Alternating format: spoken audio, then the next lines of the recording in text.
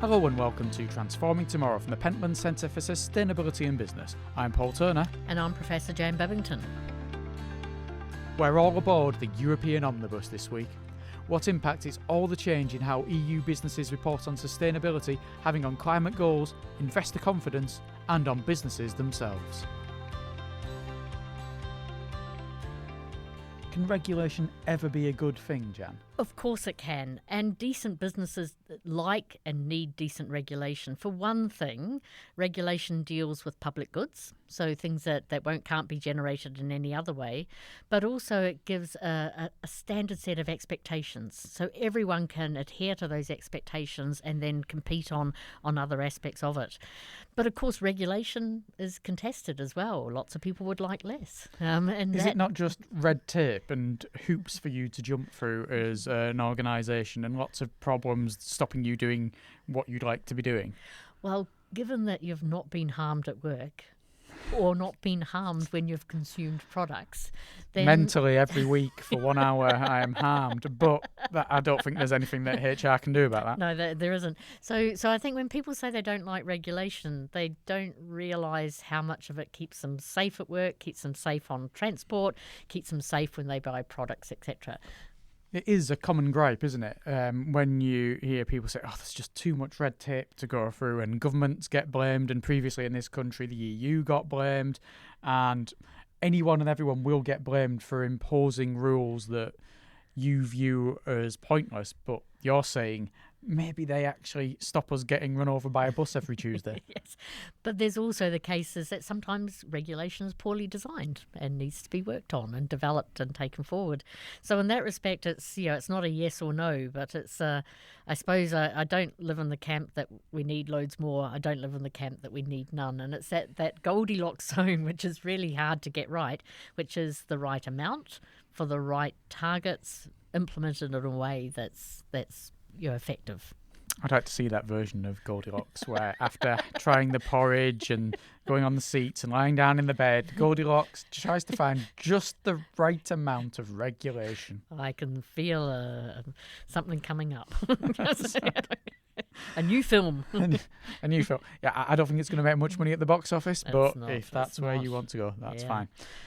So we're talking about this today because we're joined by a guest who is going to be discussing with us various examples of regulation, corporate governance, how it ties in with sustainability, how it ties in with the EU, which is that, and how it ties in with politics as well. Excellent. So who have we got? We're joined today by Professor Andreas Rasche, who is from the Copenhagen Business School Centre for Sustainability. Sounds like a nice organisation, Jan. It's a fabulous one. I know the centre well, and I know Andreas and some of his colleagues well. They're a really smart crew. Of course you're going to say that. He's sat on the other end of the line waiting to speak to us. You're not going to say, I know them well and they're horrible. No, of course. That's true, yeah. But I'm also telling the truth. That's fine. Leave me alone. Andreas, welcome to the show. Thank you very much indeed. It's a big pleasure to be with both of you here. Can you tell us a little bit to start with, Andreas, about yourself and how your work touches on issues of sustainability? Yeah, so I mean, as you just mentioned, I'm a professor at Copenhagen Business School. I'm a native German, I must say. I'm not a Dane, and I moved actually to Denmark from England. I was at Warwick Business School before, and my work is quite a bit on sustainability regulations. I used to do quite a bit of work on voluntary standards, these things that you sign up to because you want to enter into voluntary commitments like the UN Global Compact, for instance, or certification initiatives. And then recently I switched more towards the hard law, kind of the legally binding side of things, because this has been an area where we see more and more action by governments, in particular, of course, the EU. And a lot of our conversation is going to be about the EU today, which I really like because the EU has been quite an innovator, particularly in corporate regulation and around sustainability.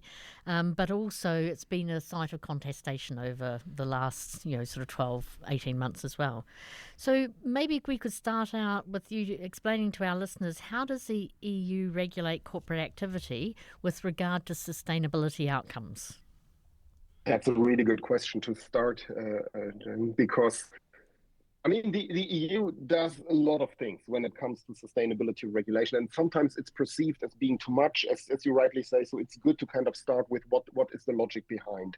Of course, the logic behind it is to try to level the playing field, right? You also said it in the beginning, trying to provide consistency throughout the union.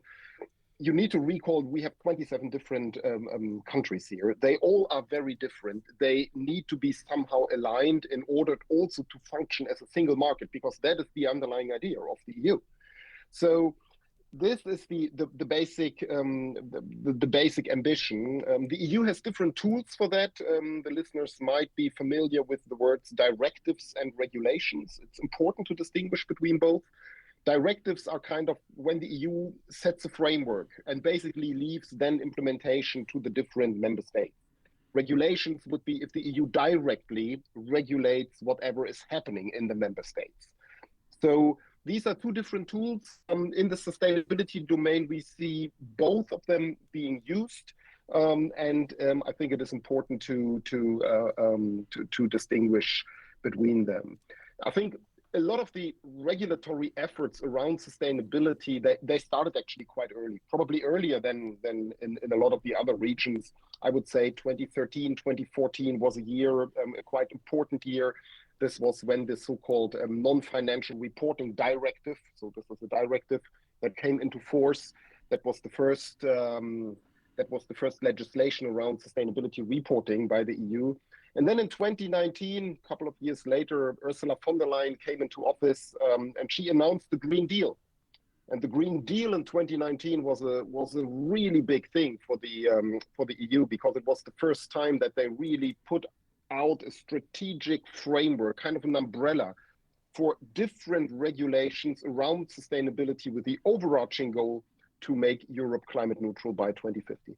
So this is how the EU approaches it. And this is the umbrella under which all of this is happening. I'm not saying we're fitting into stereotypes here, but I think even those who don't like the EU very much, and they'd probably use this as an example, in fact, would say that the EU is very good when it comes to directives, frameworks and regulations, and that's where Europe leads the way for regulating things. So it shouldn't really be a big surprise, therefore, that the EU has got a lot of structures in this way. And I think that single market point becomes really important as well, because if you want a market to operate well, you need common standards. Mm-hmm. And then that diversity of approaches also has to then somehow be brought into the frame.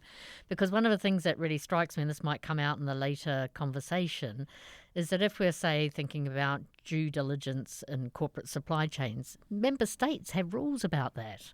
And what the EU might want to do is to try to standardize those rules. So it's the same rules if you're a US company and you're operating in Denmark and in Norway, which is associated with some of the rules, and in Sweden and in Germany, that you're facing the same rules. So there's also this rule-making also has an efficiency element to it and a commonality of standards for people who are outside of the bloc but wanting to operate in that market. I'm having some kind of nightmarish flashback to 10, 11 years ago when all of these discussions were going on during the Brexit talks. I thought we were going to not mention Brexit. I don't think you can really have a whole episode about the EU without talking about Brexit, because a lot of the points that those who were in favour of Brexit were making is the fact that, yes, the EU does want to standardise and impose, as they would phrase it, rules upon nations within it, removing their sovereignty as a result. Yeah, although you can regulate whatever you like, but there might also be super.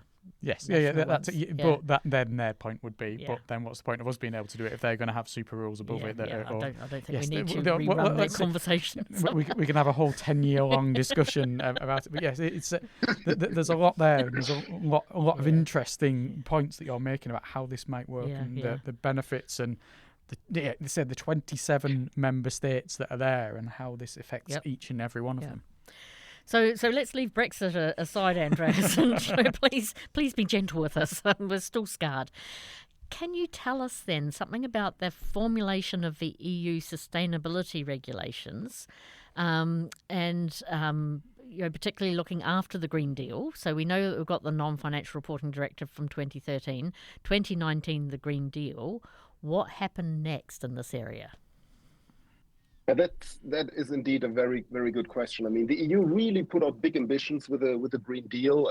I remember that Ursula von der Leyen, in her speech, she kind of called it the Europe's man on the moon moment, because she said these are ambitions here that we are having, and in that sense, she framed it that way. It was a number of different regulations that came out, and I think maybe before I start to kind of briefly introducing them, I should say.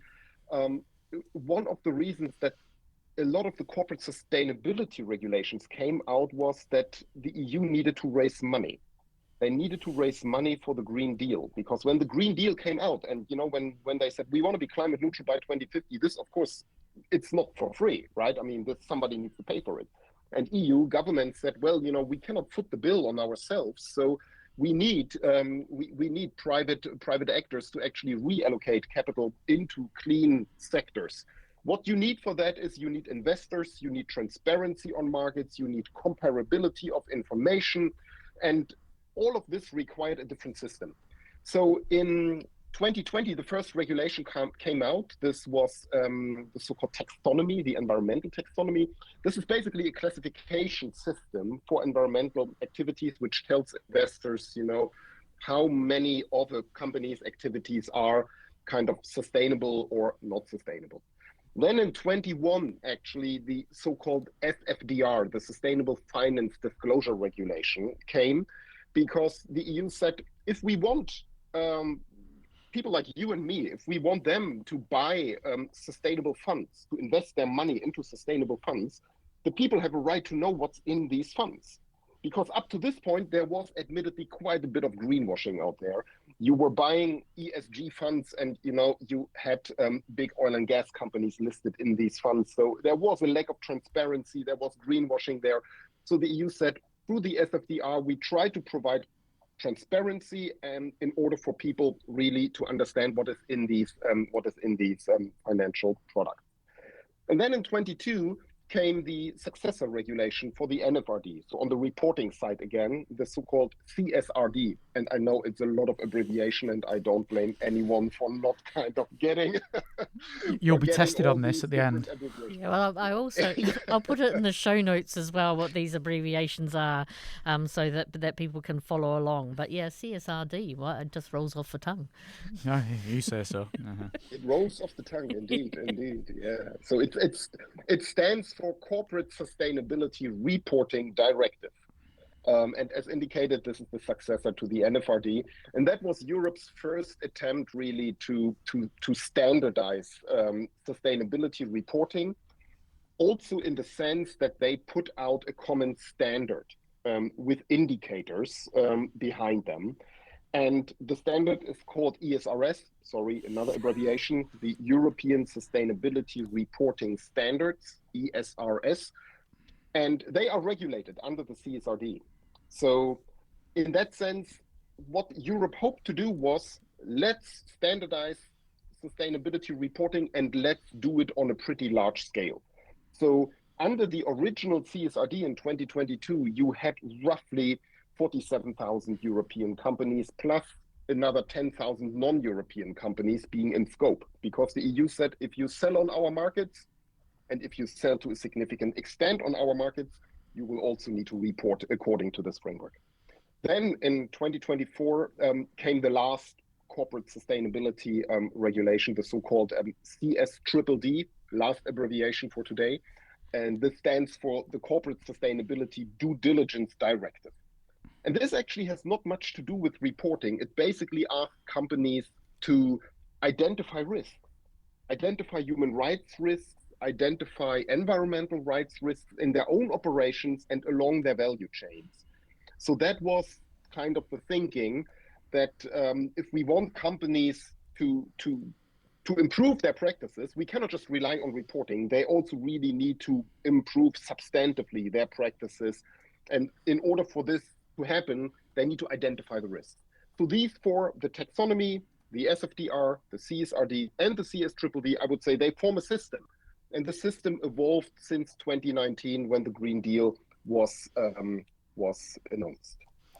And we were all, as academic researchers, looking at this, seeking to understand it. And then the world blew up and we got some political pushback. So can you talk us through that process and ultimately where we end up from that? And here we're going to use Omnibus. That'll come into the number 25 from Trafalgar Square to Hyde Park.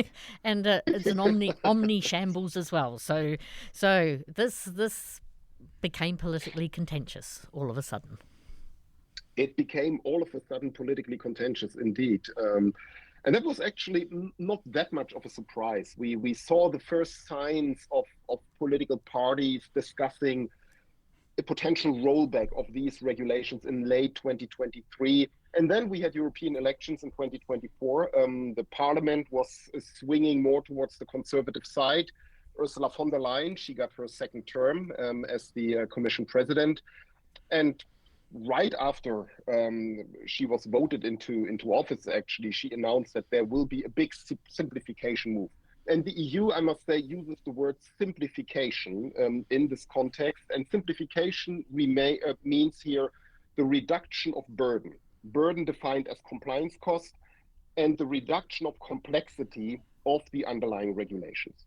So this in itself, I think you discussed it in the beginning, is actually quite good, right? I mean, who can disagree with reducing burden, or who doesn't want to reduce compliance costs? So this agenda in the beginning actually was also perceived as quite a good thing, actually. Unfortunately, the European Commission, they never really defined what they mean by simplification precisely. So it left kind of the politicians with quite a bit of freedom to define precise initiatives under this umbrella. In the end, you said it, Jen, they defined so-called omnibus packages. And let me say something about the word omnibus here, because an omnibus, obviously is not a bus, is a legal vehicle. It's a legal vehicle to amend multiple regulations at the same time. And this is done for efficiency reasons. You don't need to open up each file individually. You basically bundle them into a process, and hence you kind of let them all step on an omnibus, so to say, kind of metaphorically speaking. And what we will be discussing in a moment was the so-called Omnibus 1, which simplified the reporting legislation, the CSRD, the due diligence regulation, the CSDDD, the taxonomy, and also the European carbon border adjustment mechanism. So all of this was bundled into Omnibus 1. And until today, the European Commission has actually put out 10 different omnibus packages in very different areas. Sustainability is just one of them, agriculture, defense, chemicals, and so on. So this is the background for everything that has happened, mostly in 2025. I don't know if the Carbon Border Adjustment Mechanism has an acronym, but it should be, because CBAM. That's good. That's a good acronym. It seems that for an organisation that creates acronyms like the European Commission and the EU do, a rate of knots, that's definitely one they should have gone for. It is indeed. So rather than looking at it blow by blow, because certainly we're following it on the media, blow by blow. In general terms, what has the omnibus resulted in with regard to these regulations and directives that we've been talking about? Yeah, I mean, there was quite a bit of changes, significant changes, and I think that's why it also has been so much in the media. Before I briefly outline the changes, let me maybe say, I mean, there was a lot of back and forth, a lot of pushback also, not just from within the EU, I mean, of course, political parties significantly disagreed. The Conservatives liked kind of the simplification. The other political blocs, particularly the Social Democrats and the Greens, they kind of challenged that. But a lot of pushback also came from outside. It was the US, the Trump administration, that put heavy pressure on the EU in the trade negotiations to actually scale down these regulations. And I think that's something that often goes unnoted, but the US actually was a key actor here. So what did they do in the end? Well, one of the key changes was that the scope of both the reporting directive, so the CSRD, and the due diligence directive was reduced very significantly. So the scope of the reporting directive was reduced by 90%, 90. In other words, they exempted 42,000 companies in Europe from sustainability reporting. And of course, that got people really angry because people said, I mean, come on, we just actually adopted this directive, and now you're telling us, that we need to redo things. And for many, that sent the message, okay, sustainability now suddenly is only something for the giant firms, for the really big companies, because they remained in scope. So the mid-sized firms were out, mostly firms below 1,000 employees on the reporting side and below 5,000 employees on the due diligence side. They were kind of put out.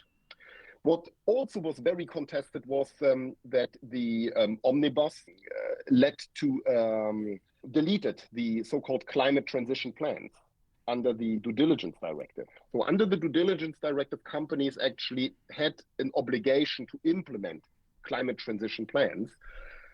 This was completely deleted. However, what the legislators retained was that companies still need to report on these plans. So now also lots of legal scholars are saying, hold on, we are supposed to report on something for which we don't have an obligation to implement it anymore. So strictly speaking, that opens up a significant area or significant space for greenwashing risk, because companies don't have these kind of implementation obligation anymore. So this is quite a lot being discussed these days.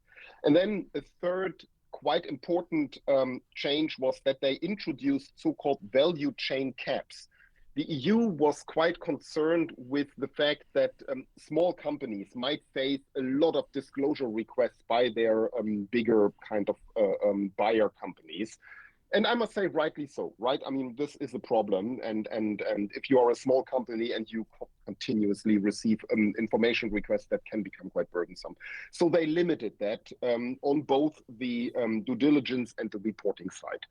So I think these were probably the main issues that were discussed and that were agreed upon just before Christmas.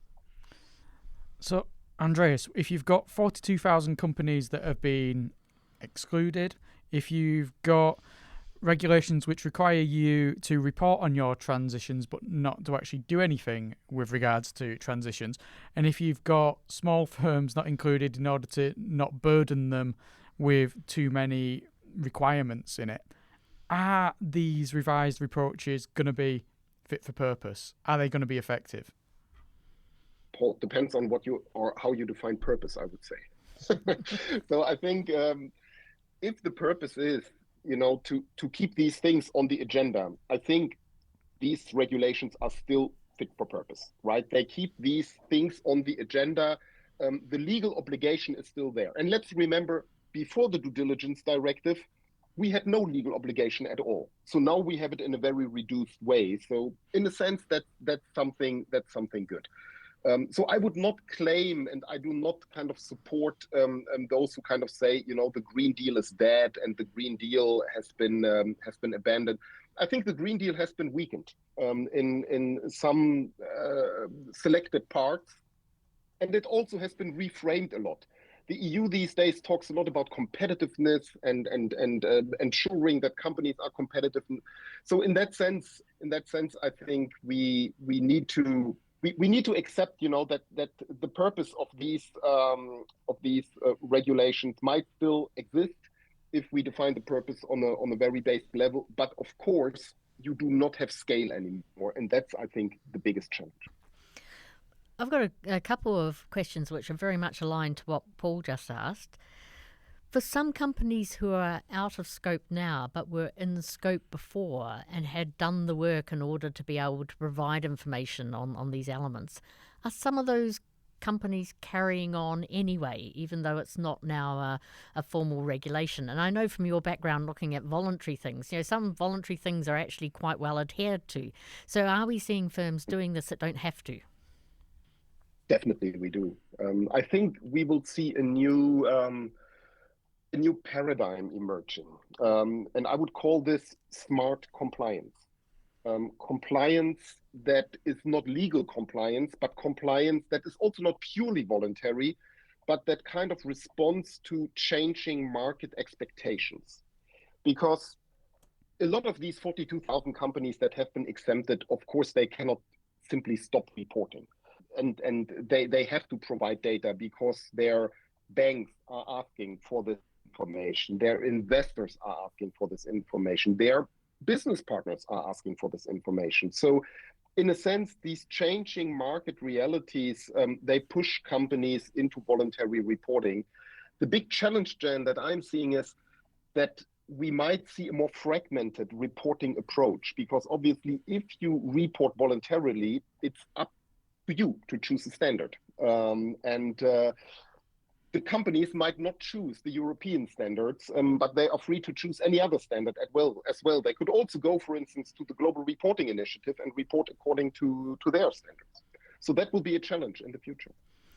And you've answered at least part of my second question, which is the capital allocation question, because people aren't, well, they might be reporting for, making sense and being accountable to themselves, or they might be reporting so people might start to admire them as responsible companies, etc. But at the core of this, reporting is to inform capital market participants as to what they would like to buy and what kind of risk they're buying. And if you're a bank, who would you like to lend money to and what risk is associated with it?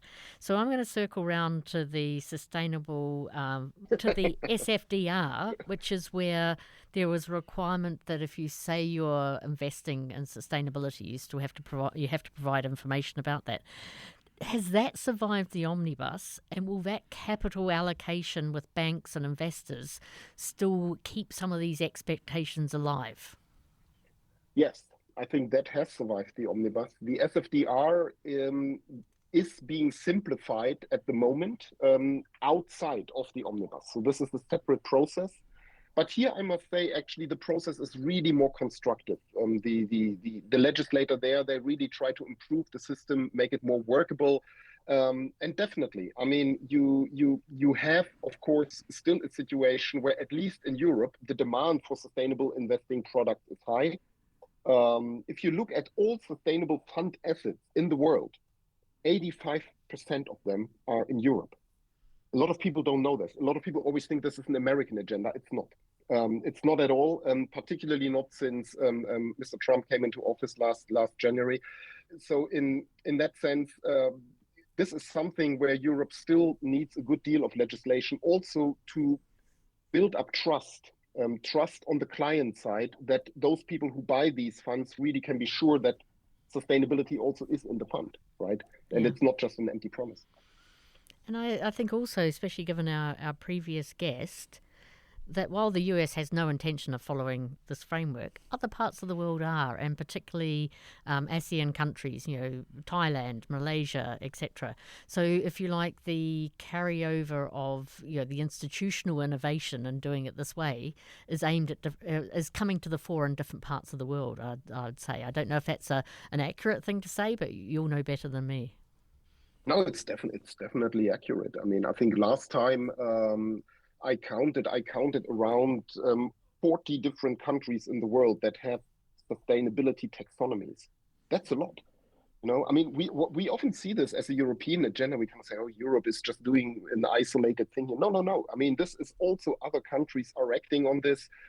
China in particular, they have released their reporting standards earlier this month. So in that sense, a lot is happening also in other parts of the world. Markets are changing. And I think Europe needs to be careful to not kind of change from being a rule maker to becoming a rule taker.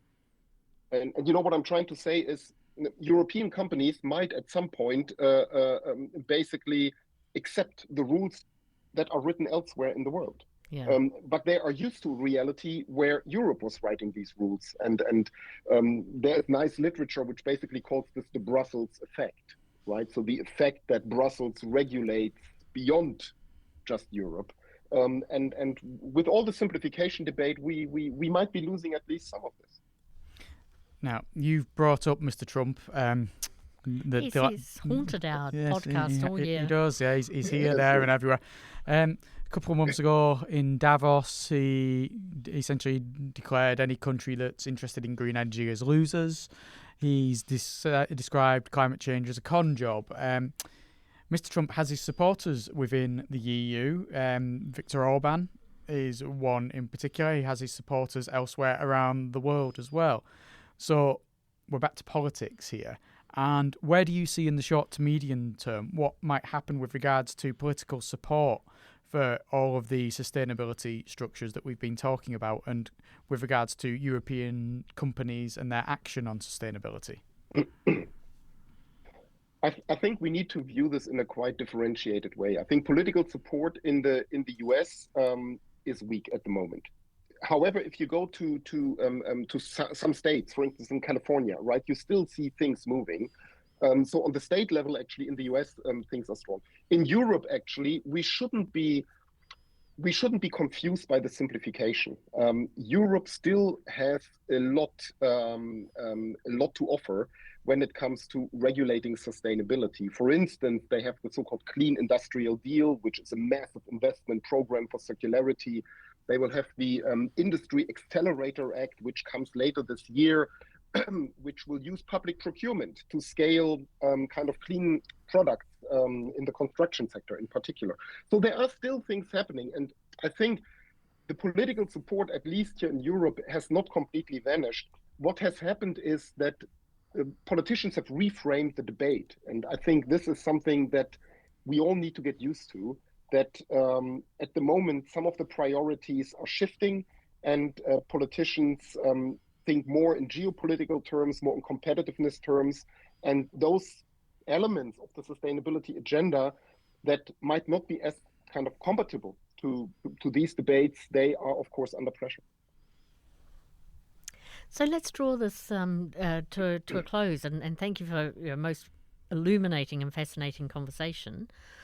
What do you see coming next, both in terms of this political agenda, but also in your own research in this area? Because I'm sure that you'll be developing insights from your academic work and bringing it to us in a wider sense. I mean, on the political agenda, to start with this, I simply hope that we find a good balance, I must say, that we find a good balance, as indicated throughout this podcast. I'm not against simplification, but I think we need to do it smartly. We cannot just completely roll back regulations that we just adopted 1 or 2 years ago. So we need a balance, and we need it swiftly. Regarding my own work, I think we discussed earlier, what will all those 42,000 firms do? This is what I'm interested in right now through my research. Right, it's an obvious question to ask for someone who has kind of been part of this process over the last 12 months. So I'm actually interested in two questions. So what will happen to voluntary reporting? Will these companies that were kind of exempted, will they walk away? Or if they keep on reporting, why do they do it, and what kind of standards are they using? So this is what I'm interested in. And then also my second big research stream is around companies' internal sustainability governance. So I'm having a project right now where I'm talking quite a bit to chief sustainability officers post-Omnibus. How does their world look like post-Omnibus? What has changed? What has remained the same? Do they collaborate, coordinate more internally? For instance, the role of finance and the finance unit is changing quite a bit over the last years, and their relationship with sustainability. So these are questions I'm looking at the moment, and I think it's a quite exciting agenda. I look forward to the papers, as does Paul. Yes. Jan will summarise them for me. Or I'll get AI to do it for me. I will summarise them, not AI. Oh, please get Jan. Please don't get AI. So I think Jan knows my thoughts on AI well enough to know I won't ask AI to summarise it for me. Andreas, it's been wonderful to have you here explaining some really fascinating issues and really important topics. Thank you very much for joining us. Thank you very much indeed for the invitation. I really enjoyed the conversation. No, that was brilliant. Thank you.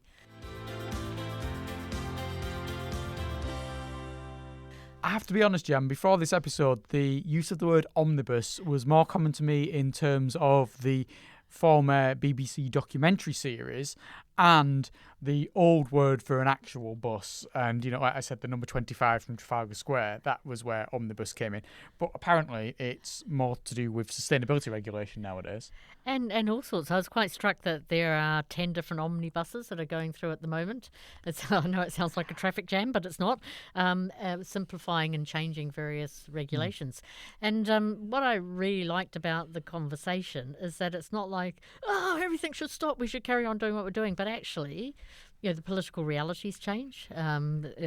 Regulations in all countries are responsive to political realities, and that, getting a good balance between regulation and simplification is important, which is exactly where we started our conversation around this episode as well. And I just want to keep you updated. We had 5 acronyms in there, including 6 Ds, 5 S's, 4 R's, 2 F's, 2 C's, an N and an E. And that's even without including the extra C, B, A and M from the carbon border adjustment mechanism.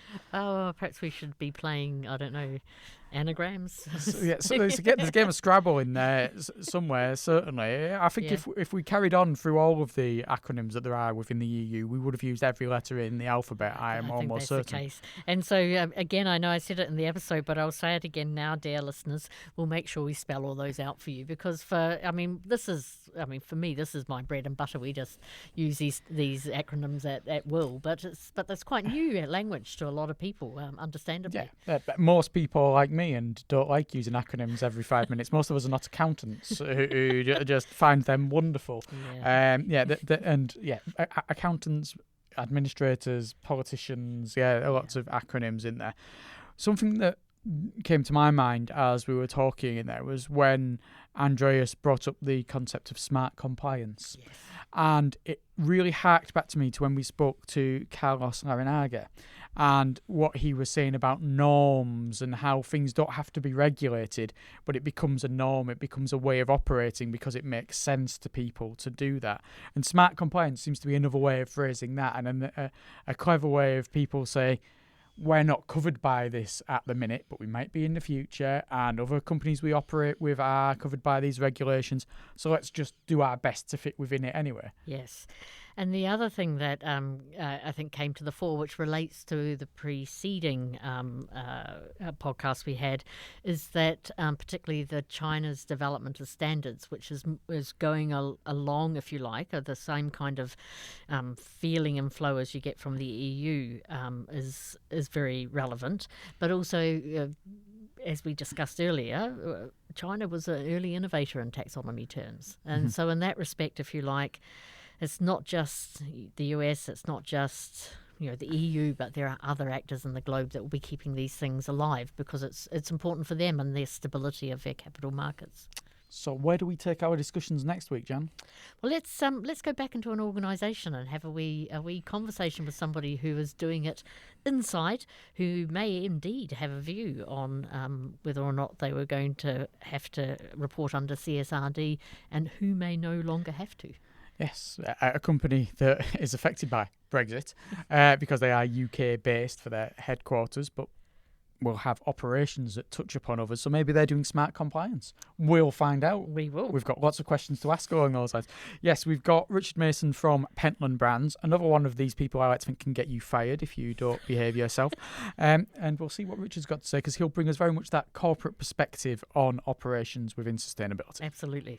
Until then, thank you very much for listening, and it's goodbye from me, Paul Turner. And it's goodbye from me, Jan Babington.